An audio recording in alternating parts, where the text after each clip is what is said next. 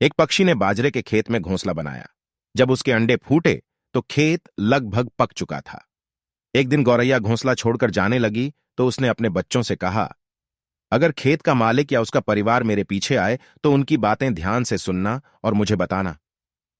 गौरैया के चले जाने के बाद खेत का मालिक और उसका बेटा वहां आया।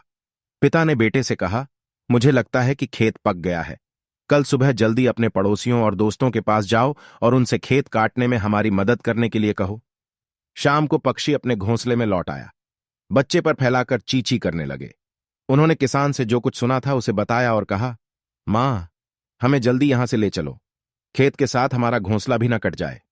मां ने कहा, चिंता की कोई बात नहीं। खेत के मालिक को अपने पड़ोसियों और दोस्तों पर भरोसा यह क्या है? मुझे यकीन है कि कल इस खेत का काम नहीं होगा। अगले दिन जब चिड़िया बाहर जाने लगी तो चूजों से कहा गया कि खेत के मालिक की बातें ध्यान से सुनो और मुझे बताओ। कुछ देर बाद खेत का मालिक आया।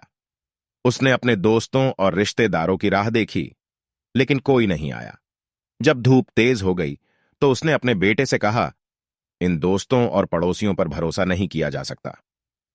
अपने चचेरे भाइयों से कहो कि कल सुबह खेत काटने में हमारी मदद करें।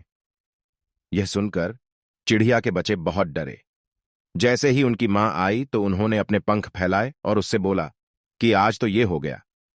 यह सुनकर चिड़िया ने कहा, घबराने की कोई बात नहीं है। मुझे नहीं लगता कि ये रिश्तेदार उसके किसी काम नहीं आएंगे। अगले दिन जब चिड़िया फिर बाहर जाने लगी तो उसने कहा, बच्चों, खेत के मालिक की बातें ध्यान से सुनकर मुझे बताना। यह कर वो चली गईं। कुछ देर बाद खेत का मालिक वहां आया और काफी देर तक अपने भाई भतीजों का इंतजार करता रहा। धूप तेज हो गई, लेकिन वहां कोई नहीं आया। किसान ने अपने बेटे से कहा, बेटे देखा, कोई हमारी मदद के लिए नहीं आया। अब तुम 2 दरातियां तेज करके तैयार रखो, कल हम अपने खेत को खुद ही काटेंगे। यह सुनकर चिड़िया के बच्चे बहुत डरे। जैसे ही उनकी मां आई, वे पंख फैलाकर चहकने लगे और अपनी मां को सारी कहानी बता दी। ये बातें सुनकर चिड़िया बोली, बच्चों, अब हमें यहां से चले जाना चाहिए। ये खेत अब कल कट जाएगा। जब कोई आदमी अपना काम करने को तैयार होता है तो काम पूरा हो जाता है। इतना कहकर वह अपने बच्चों को वहां से लेकर दूसरी जगह चली गई। दूसरे दिन खेत का मालिक और उसका बेटे ने खेत की कटाई शुरू कर दी। जाने से पहले हमारी वीडियो को लाइक करें और कमेंट में हमें अपना फीडबैक भेजें और हमारे चैनल को सब्सक्राइब करें। साथ में बेल आइकन को दबाना ना भूलें ताकि आने वाली हमारी हर वीडियो की नोटिफिकेशन आपको मिल सके।